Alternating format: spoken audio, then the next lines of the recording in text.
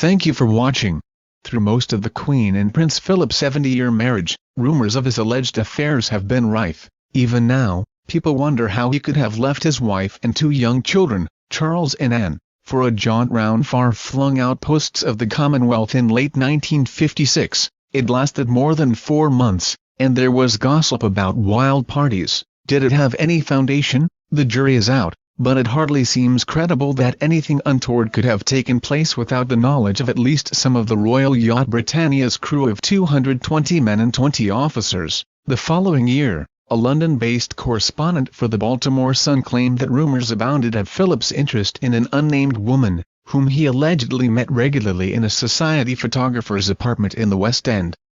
Report Queen, Duke in rift over party girl ran the headline. Gossip was further fueled by the fact that the prince's private secretary Mike Parker had chosen this moment to tender his resignation. This was taken as a sign that he had to go because he'd been leading Philip astray. In fact, Parker felt he had to resign because his wife had just filed for divorce. According to him, the Duke was incandescent about the reports. He was very, very angry, and deeply hurt. In a break from the rule that the palace never comments on rumor, the Queen authorized her press secretary to announce, "It is quite untrue that there is any rift between the Queen and the Duke." Some people wondered if the unnamed party girl referred to in the Baltimore Sun was Pat Kirkwood, a beautiful musical comedy star. Rumors about her having an affair with Philip had surfaced as early as 1948, when Princess Elizabeth was pregnant with Prince Charles. Pat, then the highest-paid star on the London stage, was the girlfriend of society photographer Baron Nahum,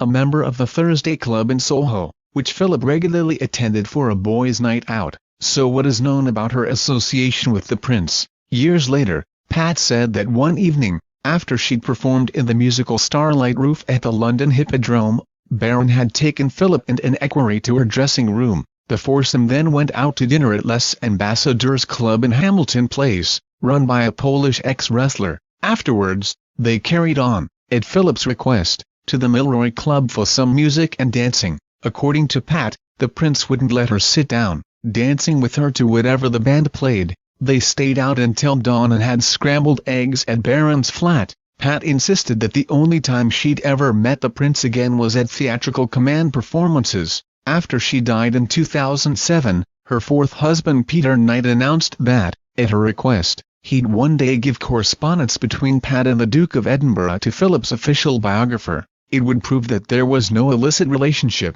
he said. This didn't explain, however, why Pat and the prince were corresponding with each other at all. Another woman with whom the prince has been romantically linked is Helene Cordet, formerly Helene Fufunas. They became friends as children when they spent holidays together at her parents' villa in La Touquet, France. Helene, who became the hostess of the BBC variety show Café Continental, had 2 children while separated from her first husband, but refused to reveal who their father was. So when Philip elected to become godfather to both, some assumed that it must be him. Despite this, Helene allowed the paternity of her children to remain a mystery, though one of her sons has flatly denied that the prince is his father. The rumor mill has kept on grinding, even alleging he had a relationship with Sarah Ferguson's mother, Susan Barrance. His alleged indiscretions include, the Countess of Westmoreland, wife of the Queen's Master of the Horse.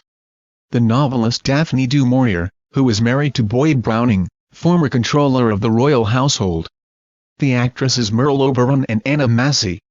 The TV personality Katie Boyle. The Duchess of Abercorn, wife of the Lord Steward of the royal household. His cousin, Princess Alexandra. And his carriage-driving companion Lady Brabourne, now Lady Mountbatten. The satirical magazine Private Eye even linked Prince Philip with Stephen Ward, the society osteopath at the center of the Profumo affair, which rocked the Conservative government in 1963. Ward, also a member of the Thursday Club, was notorious for throwing wild parties at which the man in the mask served drinks wearing only a skimpy apron. Private Eye took to referring to Prince Philip as the naked waiter. There is no evidence that this is true, just as there is no convincing evidence to support any of the other allegations. Of all Prince Philip's respected biographers, only Sarah Bradford is adamant that Philip has had affairs. "There is no doubt in my mind at all," she told author Giles Brandreth in 2004. The Duke of Edinburgh has had affairs, yes, full-blown affairs and more than one, not with Pat Kirkwood or Merle Oberon or any of those people. All that was nonsense, complete nonsense. I don't think there was ever anything in any of that, but he has affairs, and the Queen accepts it. I think she thinks that's how men are. He's never been one for chasing actresses. His interest is quite different. The women he goes for are always younger than him, usually beautiful and highly aristocratic. Philip and Sacha Abercorn certainly had an affair, without a doubt. The Duchess of Abercorn has denied this. Prince Philip's own response to all the gossip was to tell a reporter in 1992, "Have you ever stopped to think that, for the past 40 years, I have never moved anywhere without a policeman accompanying me? So how the hell could I get away with anything like that?" What is not in doubt is that he's always enjoyed the company of pretty women, preferably years younger than he is. I have seen him gliding around the dance floor at the Royal Yacht Squadron Ball during Cowes Week with Penny Romsey, the wife of Lord Brabourne. Neither of them gave a damn who saw them or what anyone might say, and I noticed that Philip, an excellent dancer, was completely in rhythm with the beautiful Penny. He's undoubtedly close to her. In 1996, at the height of what was dubbed the War of the Waleses, a snooping radio ham taped a mobile phone call made by Philip to a plummy-voiced woman, in which they discussed the bitter battle between Charles and Diana. The plummy voice turned out to be Penny's, but, at one point in the conversation, she handed the phone over to her husband, thus rather destroying any illusion of a clandestine affair. Since 1975, when she was first introduced to Prince Charles, Penny has been popular with the royal family, but it is her lively mind, as well as her beauty, that's turned this former meat trader's daughter into a central figure at the heart of royal life. She's often at Windsor Castle at weekends, and tells both Philip and the Queen about what's going on in the outside world. As a man who has an eye for a pretty woman but easily gets bored, the prince finds her company irresistible. He's taught her the rudiments of carriage driving, and more recently he's found another reason for them to spend time together, painting in watercolors. How the Queen feels about it all, we will never know. Philip has always liked to flirt and make suggestive remarks, and she is the first to make jokes about his lascivious nature. Equally, she'd never let on if she'd been hurt by rumors of her husband's supposed dalliances. Quite possibly,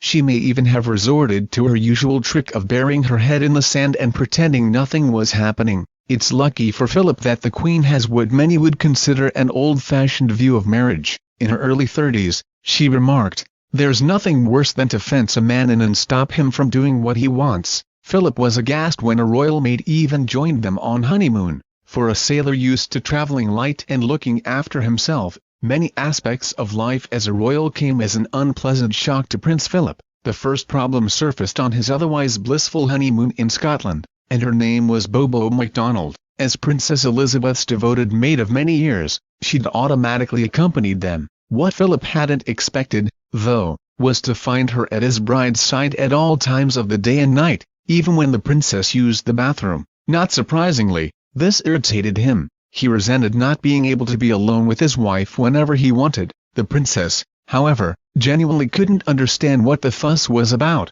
She was used to being constantly surrounded by staff and often ignored their presence. The battle over Bobo would never be quite resolved. Like many female retainers who have devoted their lives to royal service, she always faintly resented the presence of her mistress's husband. Philip, in turn, would try to keep her firmly in her place. He believed Bobo's role was to open the curtains each morning and let the dogs in, nothing more. Eventually, prince and maid came to an amicable, non-verbal agreement to keep out of each other's way. As for the Queen, she viewed Bobo, who served her for 67 years, as a friend and a crucial link with her childhood. As Bobo had been her nanny, not only was Philip unable to escape the maid on his honeymoon, but he was forced to live with his in-laws at Buckingham Palace for the first year of his marriage, while Clarence House was being refurbished at a cost of £50,000 for him and his bride. Princess Elizabeth was already well aware that it would be difficult for a man so used to doing what he wanted to be tied to a suite of rooms in a huge, old-fashioned palace, where everything was subject to endless protocol. She also knew that he found many of the courtiers pompous and ridiculously stuck in their ways. Life at court was very frustrating for him at first, said the late Lord Brabourne, whose wife, Patricia Mountbatten, was Philip's cousin. It was very stuffy. Tommy Lascelles, private secretary to the king, was impossible. They were bloody to him. They patronized him, they treated him as an outsider. It wasn't much fun. He laughed it off, of course, but it must have hurt. I'm not sure Princess Elizabeth noticed it. She probably didn't see it. In a way, marriage hardly changed her life. She was able to carry on much as before. In getting married, she didn't sacrifice anything. His life changed completely. He gave up everything. Back in 1947, courtiers and senior members of the household wielded great influence, often making important decisions over a few large whiskies or a rubber bridge. Unobtrusively powerful, they never admitted to mistakes, never complained about one another, never resigned and were never proved wrong. The straight-talking prince, who once described himself as a cosmopolitan European, didn't fit into this world one little bit, and the palace old guard found him abrasive and rude. His cousin, Lady Pamela Hicks, recalled, he knew he was going into the lion's den. He was very conscious of the way he'd been treated and how hard he would have to fight for his position and his independence against the establishment. What he didn't know was just how fearsome it was going to be. For the first few months of married life, Philip was given a desk job at the Admiralty, which did little to improve his mood. "I was just a dog's buddy, shuffling ships around," is how he described it. Later, he was posted to a residential staff course at the Royal Naval College in Greenwich, a welcome respite from the palace. If not his wife, he also became patron to several organizations, and joined Princess Elizabeth on official visits and tours. No matter how busy he was, Philip found time to have fun with his old friend Mike Parker as part of the Thursday Club, a group of men who had weekly meetings in a private room at Wheeler's Fish Restaurant in Soho. The club was started by photographer Baron Nahum, and there was usually 10 to 15 people at each gathering. Members included actors David Niven, James Robertson Justice and Peter Ustinov, the poet John Betjeman, and Ian MacLeod, later Chancellor of the Exchequer. Princess Elizabeth referred to this motley crew as Philip's funny friends. There were rumors of wild parties, even of orgies, all denied by Parker, but exactly what went on at the club has never been substantiated. Whatever the truth, marriage had not mellowed Philip. He was a man of his time and background, just as his wife was a woman of hers, and he didn't see why he shouldn't continue to enjoy jesting with cronies. The palace old guard didn't approve. There was great concern about Philip's apparent desire to continue bachelor friendships with people of somewhat dubious reputation, but rather than reining him back, their attitude seemed only to spur him on. The move to Clarence House was a welcome reprieve. Under Philip's supervision, it had been kitted out with the latest household gadgets including an intercom system, washing machines and an electric trouser press. In 1949, the prince became first lieutenant to HMS Chequers, the lead ship of the Mediterranean destroyer fleet. Based in Malta, Princess Elizabeth frequently flew out for lengthy stays. Her time in Malta has often been described as the only time she could live like an ordinary naval wife, driving herself, going to the hairdresser and shopping. In truth, it was a life less ordinary. Their villa had a staff of 19 and the princess also had her lady-in-waiting and detective in tow. In 1950, much to Philip's delight, he was appointed to his first command, the frigate HMS Magpie. Back home, however, the news was grim. The king was ailing with a bug he couldn't shake off. The following year, Philip took leave and came home to share his wife's duties as she stood in for her father at official functions. An operation to remove one of the king's lungs seemed to go well, so the next year the royal couple flew to Nairobi on the first leg of a Commonwealth tour. It was Mike Parker who picked up news of the king's death on a shortwave radio after speaking to Martin Charteris, Princess Elizabeth's private secretary, and woke Philip at a Kenyan lodge. According to Parker, his private secretary, the prince looked as though the whole world had dropped on his shoulders. Lady Pamela Hicks, who was also there, recalled that Philip's first reaction was to put a newspaper over his face and remain motionless for 5 minutes. Pamela said, and then he pulled himself together and said he must go and find the princess. She was having a rest in her bedroom, and so they went for a walk in the garden, and you could tell, walking up and down, that he was telling her. She came back to the lodge, and one just thought, this poor girl who really adored her father. They were very close. I think I gave her a hug and said how sorry I was. And then suddenly I thought, my God, but she's queen. The awful thing, added Pamela, was that the couple hadn't expected her to take on the job until they were in their 50s. Elizabeth requested that no pictures be taken as she left the lodge, but there were a couple of photographers already outside. We stood silently outside the lodge, one of them recalled, as the cars drove away in a cloud of dust, not one of us taking a shot at that historic moment, seeing the young girl as Queen of Great Britain as she drove away. I felt her sadness as she just raised her hand to us as we stood there silent, cameras on the ground. When the Queen arrived back at Heathrow on February 7, 1952, Winston Churchill and the rest of the Privy Council lined up to greet her. At that moment, Philip knew that his life had changed forever. Years later, he recalled, "People used to come to me and ask me what to do." In 1952, the whole thing changed,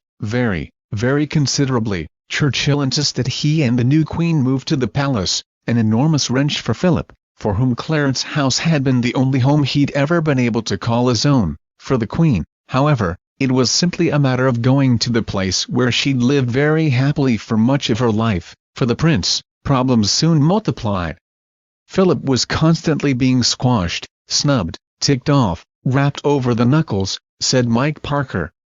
It was intolerable. The problem was simply that Philip had energy, ideas, get up and go, and that didn't suit the establishment, not one bit. In his new role, Philip sought the guidance of Prince Bernhard of the Netherlands who, as the husband of Queen Juliana, had 15 years' experience as consort. Bernhard told him, "Practically everything you do will be a subject of criticism. You can't ignore it because some of it may be justified, and even if it isn't, it may be politic to heed it, but don't let it get you down. In this job, you need a skin like an elephant." For Philip at this point, frustration, irritation and disappointment were daily occurrences, but, with Parker's help, he set about modernizing the palace, much to the consternation of the old guard. Among other things, he started a footman training program, set in hand redecoration of the gloomy private apartments and installed a nearby kitchen so that food didn't have to be traipsed along miles of drafty corridors, and as chairman of the Coronation Commission,